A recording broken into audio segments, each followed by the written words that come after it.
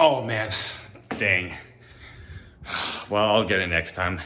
Yeah, sorry, coach. That was my bad. I'll do better next time. Actually, no, you quietly lost the game for us, so you're actually cut.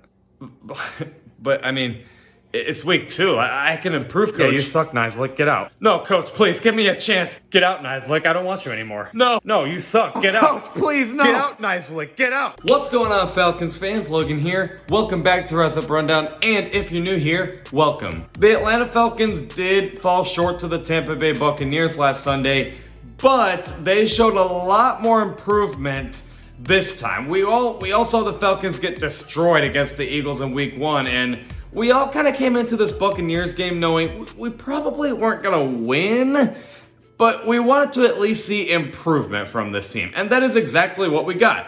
Not a win, even though we all, deep down inside we're hoping for a win, but not a win, but definitely showed improvement. And that is definitely a plus for this Falcons squad moving forward. And there's a lot of good things to talk about in this video. Yes, there is still some bad, but a lot of good things to say about this team. But before we get into the game recap and what to look forward to after this game, I want to go over how these game recaps work here on Rise Up Rundown.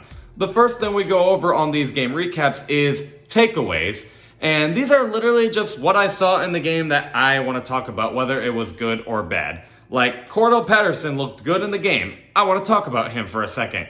The offensive line looked bad. I want to talk about that for a second. Just whatever happened in the game, I want to talk about that. The second thing we go over is what to worry about moving forward. So basically, whatever looked bad in the recent game we played is probably something I'm not feeling so optimistic is going to get any better throughout the rest of the season. And then the third thing we go over is the flip opposite. Whatever probably looked good in the last game, or even if it didn't look good, I'm feeling optimistic that things will get better throughout the season that we should look forward to as Falcons fans. But nonetheless, let's go over our takeaways for this Atlanta Falcons versus Tampa Bay Buccaneers game. And this technically isn't a takeaway, but I do want to mention this real quick that probably should be a takeaway is home field advantage matters. The Buccaneers fans were actually messing with the Falcons' head, for a little while actually in this game. In fact, why do you think all these NFL games so far are thrillers and exciting games? Because last year there wasn't really much of a crowd, so it was kind of a little easier to beat your opponent. But this year we're seeing all these crazy thrillers and exciting games because these teams are definitely underestimating the power of home field advantage. Home field advantage is a real thing. Do not deny it. And if you are heading to any Atlanta game this year that is in Atlanta, just please be loud. It actually helps, please. But anyway, let's go over my takeaways for this Falcons versus Buccaneers game. And the first thing I'm so excited to talk about is Offensive Rookie of the Year, Kyle Pitts looks great. Yes, I think he still can win Offensive Rookie of the Year because he looks awesome. He wasn't utilized that much against the Eagles in week 1. But even when he did get utilized, he didn't look bad. He still looked good, but we were hoping that Kyle Pitts would be utilized more in this Buccaneers game. And I don't want to say that Kyle Pitts was utilized like so much in this game or anything, but he definitely did look like he had more opportunities than he did last week against the Eagles. And anytime he had a chance, boy oh boy, he looked awesome. He nearly scored a touchdown. He had one huge reception on 3rd or 4th down. I can't remember, but it was a really, really big play. And then he had a one-hander. This dude looks like Offensive Rookie of the Year. And I am staying with that prediction that he's winning Offensive Rookie of the Year. He looks awesome. Arthur, give him the ball more. He maybe is our best receiver right now on offense. He's done more than Calvin Ridley. I don't know, is Calvin Ridley probably the better player than Kyle Pitts? Yeah, probably, but I don't know. Kyle Pitts is really, really good right now. Do not, for whatever reason, just not give him an opportunity. Give him the ball, please. The second thing I want to talk about, Cordell Patterson. This dude is a bigger addition than I thought he'd be. I thought he was just this big player on special teams and would come in here and there as a running back on offense, but this dude is a problem when the Buccaneers I would say until late in the game. Like when the game did get a little out of hand, the Buccaneers did kick it deep to Cordell Patterson, but throughout the majority of the game, the Buccaneers never kicked the ball deep to Cordell Patterson on special teams. Why? Because they know he's an issue against opposing teams. They know he's a problem. So they either just kicked it somewhere out of Cordell Patterson's way or they did a little squib kick because they know he's a problem. And then Cordell Patterson as a running back, you might as well make him running back number 1 over Mike Davis. Mike Davis has looked fine, but Cordell Patterson has been awesome. He had that one awesome one-handed touchdown. I think he had 2 touchdowns in this game overall. So Cordell Patterson is really, really good. And I know we already paid him over the offseason, but let's just pay him again. Whatever, let's do it. The third thing I want to go over is the offense looked better, but it does still need to be improved. Like, okay, yes, the running game hasn't been, spectacular. Mike Davis hasn't been spectacular. Matt Ryan did have 1 dumb interception, but the other 2 interceptions were not his fault. Whoever says that Matt Ryan lost this game does not have a pair of eyeballs or a brain. Get one. It's recommended. But anyway, Matt Ryan did not lose this game. He just had 1 bad pick 6. Okay? But regardless of the offensive miscues, I thought the offense actually did play a lot better than they did against the Eagles. That 1 hurdle Matt Ryan had for the 2-point conversion to make it 28-25, that was fun to watch. I was like, yeah, a QB. I'm happy we got Matt Ryan at quarterback because all the rookie quarterbacks are just not doing good right now. Mac Jones is the only quarterback that's like maybe doing all right, but nobody's seriously sitting here saying he's doing great. Trevor Lawrence, struggling. Zach Wilson, struggling. Trey Lance is even like playing that much. Justin Fields, struggle. Like Matt Ryan is doing better than all of them. Just, yeah. Like, let's have Matt Ryan kick the pig a little more and let's see what he's capable of doing because he's doing great right now. He looks motivated, and I think the offense was carrying that momentum from him.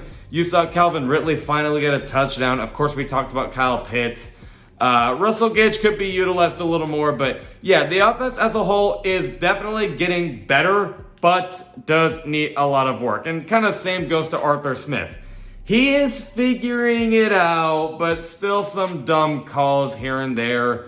But the offense is looking better, is all that matters. The third takeaway here, though, is, oh my gosh, the defense still stinks. Now, yes, there were some good moments, like the pass rush actually was there for a little bit. Grady Jarrett, of course, is killing it. And Dante Fowler had 1 huge sack. I think Marlon Davidson had his first NFL sack against Tom Brady, which is kind of a big highlight there. AJ Terrell in the secondary, he got injured, and I hope he recovers, but he looked awesome. Deion Jones and Foye Lukin had some great plays, and even Isaiah Oliver actually kind of had some big plays here and there, but man, the safety situation is not looking good, and overall the pass rush, I would say, is probably not that existent right now. The defense needs a lot of help. This is just hard to watch, honestly. And then the last takeaway here, man, this offensive line is the biggest freaking story right now for this Falcons team. Remember over the offseason when I said that offensive line was actually a sneaky need for this Falcons team? Everyone kind of just shrugged that off like it was nothing. Like, offensive line? We're okay. Let's get a tight end. Let's get defense. Like, hello? Like, Caleb McGarry is looking like he maybe isn't going to be here next year. Jalen Mayfield, the biggest meme so far in all of Falcons history. He is doing terrible right now. And then Matt Hennessy just, I don't know, he hasn't really done anything. This offensive line stinks. It needs to get better. And those are all my takeaways for the game. Overall, mostly good, but there were still some bad. So what should we worry about for this team? This offensive line, man. This offensive line, I would worry. I just don't think it's going to get any better. Jalen Mayfield, just poor guy, honestly, but man, he just hasn't looked good at all. Matt Hennessy, he's looking better, but I don't know, man. I'm not feeling so great about him at the moment. Now, as much as I always brag about how right I was that the Falcons would draft an offensive lineman in the first round of the 2019 draft. You know, they got Chris Lindstrom, great pick, and then they actually traded up to get Caleb McGarry. Again, as much as I do always brag about how right I was that they get offensive line, I will admit that trading up to get Caleb McGarry probably wasn't the right move because, man, Caleb McGarry just hasn't looked good at all. I think it's actually kind of time to move on from him. Maybe not this year because you're screwed. You don't have anyone else at right tackle, and it's not like there's any other free agent out there that's available, so you're kind of screwed. You got to ride with him, but at the end of the season, I would look for a lot of replacements at the offensive line. Like, this draft class is stacked with defensive players, and that's probably what they're going to go for in the first round of the draft, but I would, consider offensive line because offensive line is terrible. And then the other thing to worry about, now I know this is probably not going to make a whole lot of sense as soon as I explain it, but let me try to explain this with the best of my ability. I would worry about Dean Pease. I don't know, man. I'm not really so sure if he's going to stay with us for much longer. I did kind of worry about, retirement here, because he did just come off of retirement, and he is kind of an old school junkie here. He doesn't quite know the rhythm of modern day NFL just yet. He literally just had that whole technology misunderstanding, whatever he talked about with technology, how he doesn't use it or whatever. And I do think that's, not as big of a deal as everyone's making it out to be, but I think it matters like a hair because you maybe want to know what today's NFL is like with technology. But anyway, Dean Pease I don't know, man. I don't really know if I'm feeling so great about it. I'm feeling better that the defense can improve. And this is why I say you guys are probably going to be like, what? Like, how are you going to say that the defense is going to improve, but Dean Pease is probably not going to stay for much longer?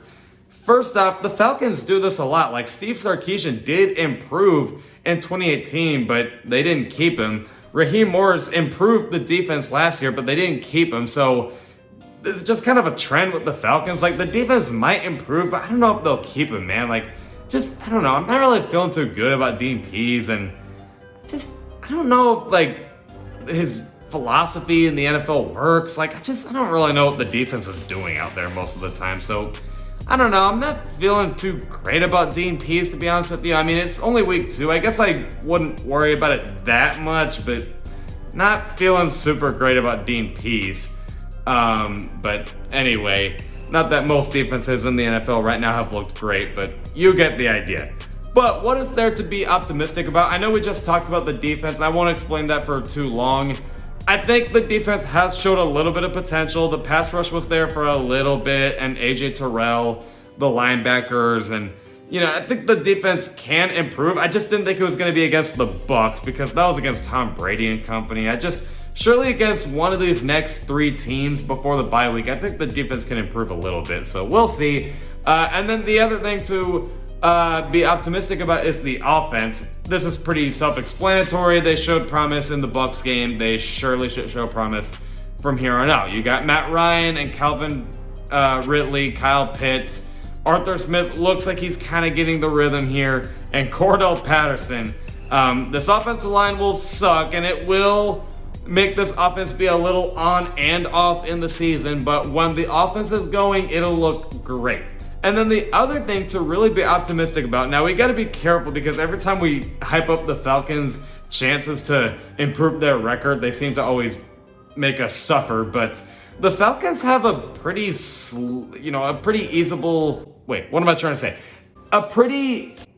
winnable, easy slate of games before the bye week. I mean, not really, because the Falcons have looked pretty bad as well, but the Giants in New York next week could go either way, and then the Washington football team, that's the toughest one of the 3, but the Falcons usually beat that team, and not that Washington's looked, elite or anything, and we are back home, so we'll see. And then we gotta play the Jets. Now, we are in London, but so are the Jets, so I don't know if any team has any home field advantage, but could win considering how bad Zach Wilson has been, and if you win 3 of those, you actually are entering the bye week 3-2. I think surely the Falcons have to win one of those, right? Just one of those. I would feel optimistic about these next 3 games. Surely Arthur Smith has to win at least one of them. I'd be happy if you come away with at least 2 of these wins. You know, if you don't win 3 of them, whatever. But if you win 2 of them, I feel good about it. If you only win 1 of them, I don't know. But yeah, those are my thoughts on that. Let me know what you guys think in the comments below. Let's get a lot more dubs from here on out. The Falcons are improving. Let's see this team improve even more. I love and appreciate you all for the support, and as always, rise up.